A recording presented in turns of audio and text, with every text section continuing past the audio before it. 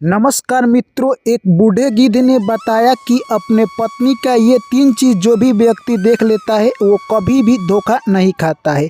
आखिर पत्नी में वो कौन सी 3 चीज़ें हैं जो कि हर पुरुष को देखना चाहिए समय रहते, वरना आपको पछताने के सिवा कुछ नहीं मिल सकता है। तो दोस्तों, आज की कहानी काफ़ी मार्मिक और ज्ञानवर्धक होने वाला है, इसलिए आप लोग कहानी को पूरा अंत तक जरूर सुनना। चलिए मेरे प्यारे साथियों, कहानी को शुरू करें उससे पहले आप लोग चैनल को सब्सक्राइब और वीडियो को लाइक जरूर कर दीजिएगा। एक बार की बात है, एक छोटा सा जंगल था। उस जंगल में एक बरगद का पेड़ था। उसी बरगद के पेड़ पर एक बूढ़े गिद्ध रहा करता था। उसकी पत्नी बहुत प्यारी थी और गिद्ध और गिद्धनी दोनों एक साथ रहा करते थे। एक दिन की बात है, जब गिद्धनी खाना के लिए बाहर गई थी, जब वो वापस लौट कर आ रही थी तो कुछ ऐसा सीन देखती है जिससे कि वो दंग रह जाती है और आकर गिद्ध बाबा से कहती है कि जब मैं खाना खाकर आ रही थी तब मैंने देखा कि कुछ मनुष्य आपस में ही लड़ रहे थे और कुछ स्त्री जो कि पराये पुरुष से दिल लगा रही थी। आखिर ऐसा क्यों? तभी गिद्ध बाबा कहते हैं कि इसके लिए मैं एक तुम्हें छोटा सा कहानी सुनाता हूँ, इस कहानी को तुम पूरा सुनना। उसके बाद गिद्ध कहता है कि इसके लिए मैं एक तुम्हें छोटा सा कहानी सुनाता हूँ, तुम कहानी को पूरा सुनना। उसके बाद गिद्धनी कहती है कि हे पियाजी, आप कहानी को शुरू कीजिए। तभी गिद्ध कहता है कि देखो, एक प्यारा सा गांव था। उस गांव में यानी कहे तो एक राजा रहा करते थे। राजा के 4 लड़के थे। चारों लड़के काफ़ी वीर और प्रताप थे। राजा अपने चारों लड़के से प्यार करता था, परंतु उसके मन में एक बार ख्याल आता है कि मैं अपने बड़े लड़के को शहर भेजूं। तभी राजा कहता है कि हे राजकुमार, तुम्हें शहर जाना होगा और शहर से जाकर तुम पैसा कमा कर लाओ, तब तुम्हें पता चलेगा कि राजपाट की महत्व तो क्या होता है। राजकुमार कहता है कि हे पिताश्री, मैं आपके आज्ञा का पालन करूंगा। और राजकुमार जाकर यह बात अपने पत्नी से बता देता है। जैसे ही उसकी पत्नी सुनती है वो मूर्छित हो जाती है और गिर जाती है। उसके बाद राजकुमार डॉक्टर को बुलाकर दिखाता है और वो होश में आ जाती है। इस तरह से राजकुमार कहता है कि तुम मेरे साथ शहर जाओगी तो बहुत कष्ट होगा, इसलिए तुम शहर ना जाओ और तुम इसी राजमहल में रहो। तभी वो राजकुमारी कहती है कि मुझे कष्ट मंजूर है, परंतु मैं इस महल में रहकर आपके बगैर उससे भी ज़्यादा दुख महसूस करूंगी, इसलिए मैं आपके साथ चलूंगी। दोस्तों, उसके बाद राजकुमारी नहीं मानती है और वो राजकुमार कहता है कि ठीक है, तब तुम मेरे साथ चलना। इस तरह से राजकुमार और राजकुमारी अपने शहर को छोड़कर दूसरे शहर के लिए रवाना हो जाते हैं। राजकुमार जिस रास्ते से जा रहा था उस रास्ते में जंगल आ रही थी और जंगल के माध्यम से होकर वो गुजर रहा था। तभी उसे काफ़ी भूख लग जाती है। तभी वो सोचता है क्यों ना मैं इसी पेड़ के नीचे बैठकर खाना खा लूँ। राजकुमार एक कुआं के पास बैठ जाता है और वहीं पर खाना निकालकर खाने लगता है। दोनों खाना खाते हैं और काफ़ी थके होते हैं, इसलिए दोनों वहीं पर सो जाते हैं। तभी वहाँ पर एक सर्प आता है और राजकुमारी को डस लेता है। यह सब देखकर राजकुमारी जोर जोर से चिल्लाने लगती है। राजकुमार जग जाता है और अपने पत्नी की बचाने के लिए काफ़ी प्रयास करता है, परंतु कुछ समय में उसकी मृत्यु हो जाती है। इस तरह से दोस्तों, वो राजकुमार काफ़ी उदास था और जोर जोर से रोने लगता है। इतना जोर से रोता है कि उस जंगल में हाहाकार सी मच जाती है। तभी उसी रास्ते से एक महात्मा जा रहे थे। वो महात्मा आते हैं उस राजकुमार के पास और कहते हैं कि आखिर तुम इतना ज़ोर से इस जंगल में क्यों बिलप रहे हो। तभी दोस्तों, वो महात्मा से वो राजकुमार कहता है कि मेरी पत्नी की मृत्यु हो गई है और मैं भी अपने पत्नी के साथ अपना प्राण त्याग दूंगा। इस तरह से वो महात्मा कहते हैं कि देखो, इस धरती पर जीवन मरण तो मनुष्य के हाथ में नहीं है, ये तो विधाता के हाथ में है, परंतु तुम इतना विलाप कर रहे हो जो कि सही नहीं है। तभी वो राजकुमार नहीं मानता है और कहता है कि मैं अपना जान दे दूंगा।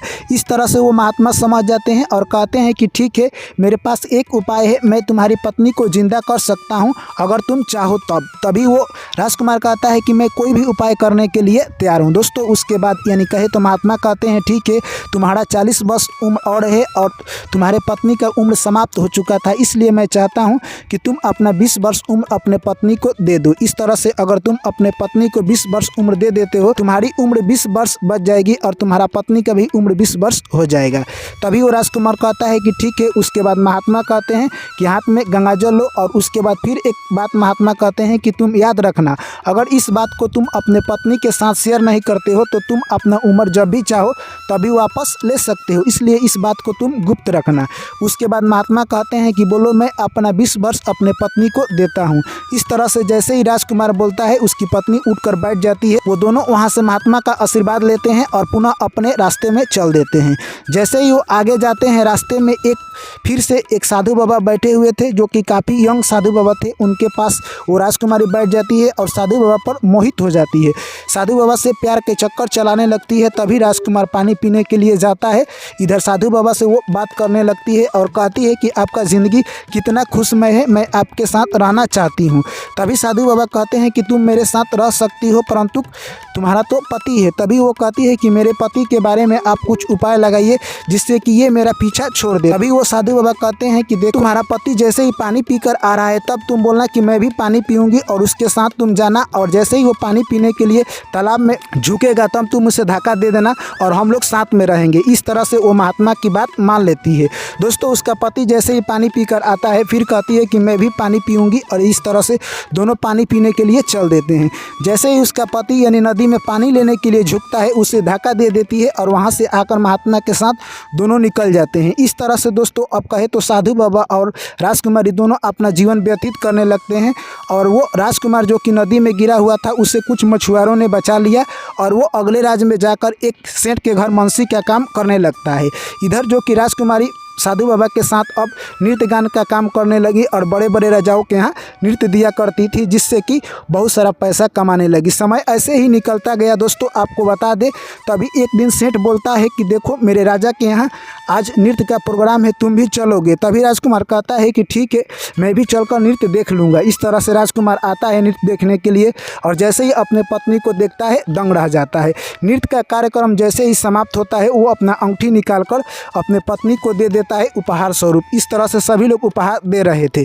उसकी पत्नी अंगूठी देखकर पहचान लेती है कि ये तो मेरे पति हैं। इस तरह से वो राजा से फिर कहती है कि मैं एक अच्छी सी मुजरा करनी चाहती हूँ। राजा हुक्म दे देते हैं। दोस्तों, उसके बाद इतना अच्छा मुजरा करती है कि राजा प्रसन्न हो जाते हैं और कहते हैं कि मांगो, तुम्हें क्या चाहिए? तभी वो राजकुमारी कहती है, आपके इस राज दरबार में एक मेरा कातिल है, आप उसे फांसी दे दीजिए।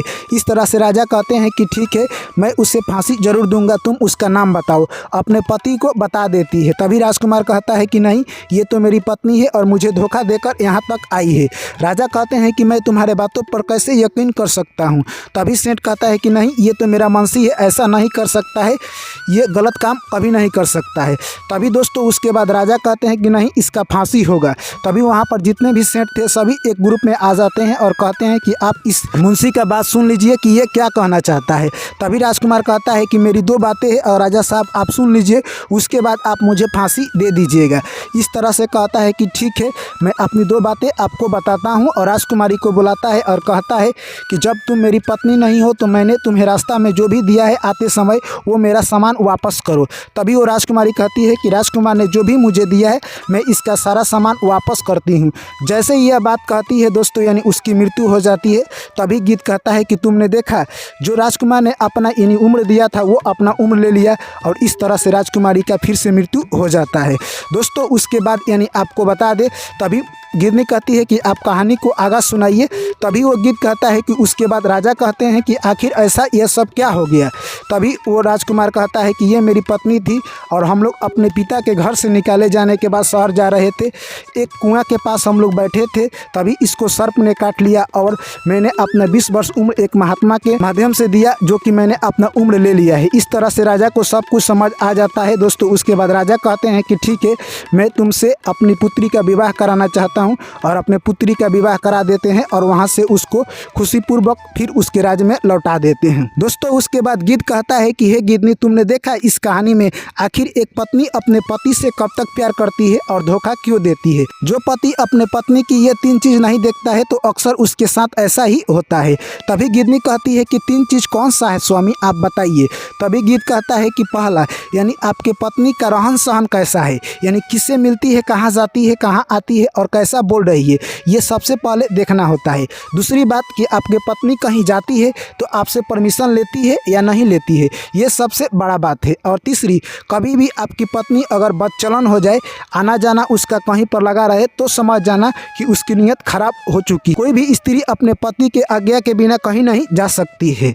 उसके बाद गीत कहता है कि ये 3 लक्षण जिस स्त्री में रहता है उस पुरुष को पछताने के सिवा कुछ नहीं मिलता है। दोस्तों उसके बाद गिरनी कहती है कि हे पिया जी, आपने तो इस कहानी को सुनाकर मनुष्य के लिए कल्याण कर दिया। तभी गीत कहता है कि हाँ, अगर मनुष्य इन 3 बातों को ध्यान रखता है तो उसकी पत्नी कभी भी उसके साथ धोखा नहीं देगी और उसे छोड़कर नहीं जाएगी। चलिए दोस्तों, मैं आशा करता हूँ कि ये कहानी आप लोगों को अच्छी लगी होगी, तो वीडियो को लाइक कर दीजिए, चैनल को सब्सक्राइब कर लीजिए। आप लोगों से पुनः मुलाकात होगी एक नई कहानी में, तब तक आप लोग मुझे दीजिए इजाज़त। सभी साथियों को मेरा प्यार भरा नमस्कार। जय श्री कृष्ण, राधे राधे।